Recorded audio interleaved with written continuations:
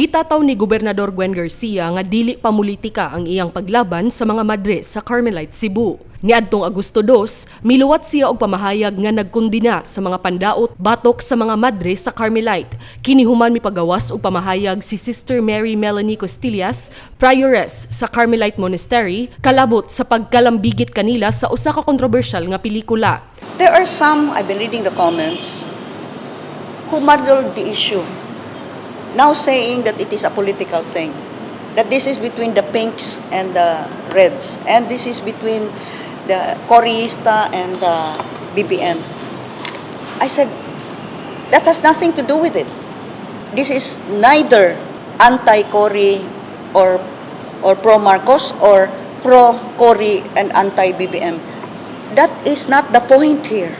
Matud sa gobernador, walay labot sa politika ang iyang paglaban sa mga madre ug dili usab niya butan ang mga Sugboanon kung mutanaw ba sila sa pelikula o dili. It's your choice. If you want to watch it. It's your choice. I trust the Cebuanos enough that they have the proper frame of mind and sense of responsibility to know what is good for them. But when the Carmelites feel that they have been unfairly presented, then I would have to stand with them.